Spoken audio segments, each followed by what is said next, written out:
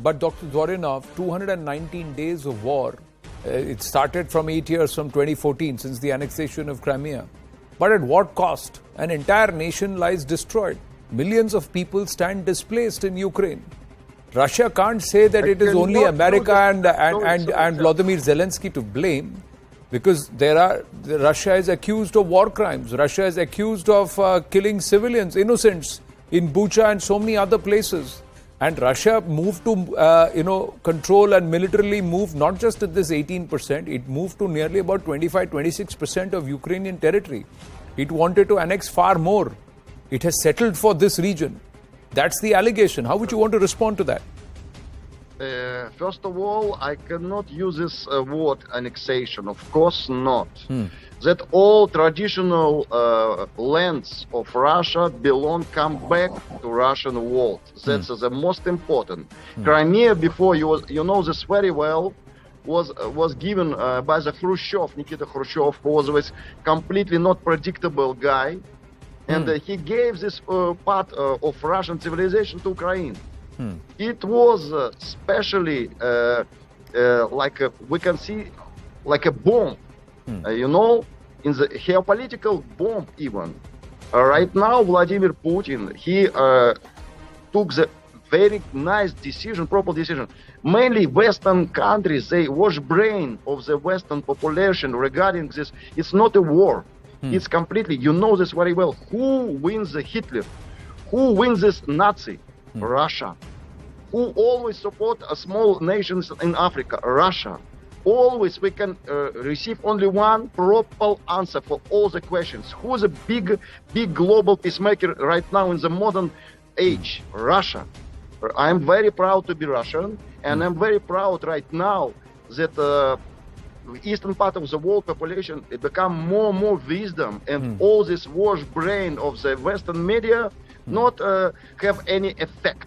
So you should be only Dr. Dvorinov, see, there is a Russian point of view which has not been spoken about, and I have been, at least here on the right stand, we've put out both points of view. There is a Western point of view and a world view of war.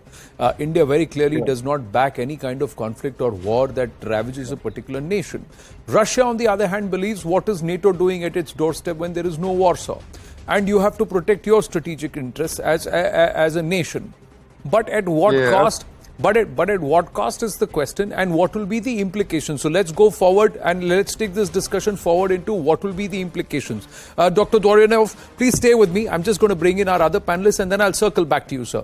Arti Tiku, you're in Moscow. How has this entire decision, the referendum, and how has it been, received all across Russia? Because there are reports that there is revolt in Dagestan. There are people who are upset with the referendum and also the entire recruitment drive that's happened. There are allegations that in all these regions, people have been asked to vote on gunpoint, literally. It's been forced. This referendum itself is a farce. This annexation is nothing but a land grab. And this is going to have huge ramifications globally.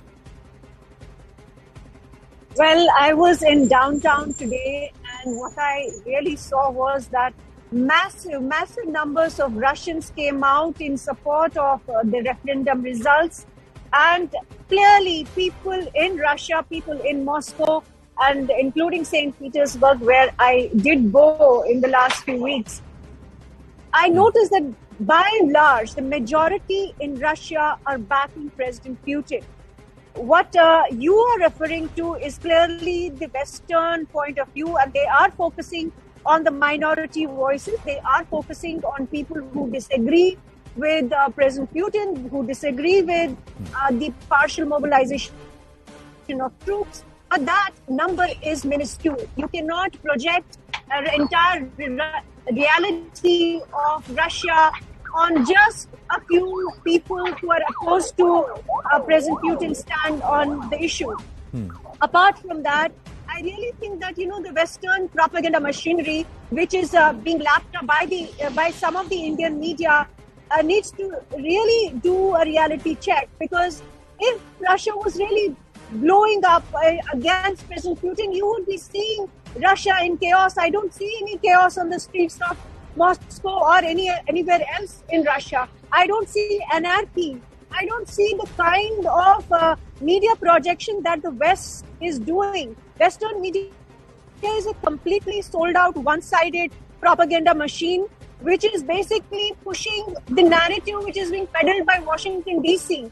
And honestly, the only people who really are suffering are Russians and Ukrainians. The people who are benefiting is the US war machine. It is the military-industrial complex of the United States which is benefiting, and that is why, despite the fact that President Putin has come out in support of negotiations, there is no concession, and there is absolutely no interest by the West in resolving this, in bringing the two parties to the negotiating table, in bringing these two sides to a ceasefire.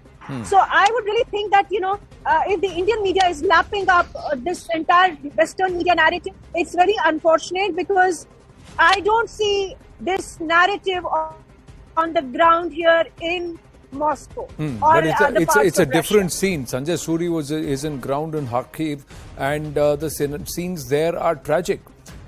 In this war or in this larger fight, Ukraine as a nation stands destroyed. It's under a huge mountain of debris and also a mountain of debt because of the entire conflict itself, and of course the amount of arms and ammunition that's been bought. Many would question the wisdom of Volodymyr Zelensky, but he's got a point of view. He's got a lot of people in Ukraine who are supporting this fight against Russia. It's all point of views, and every nation will look at it from its point of view. You are in Moscow today, and Russians are saying what we have done is right to secure our own interests.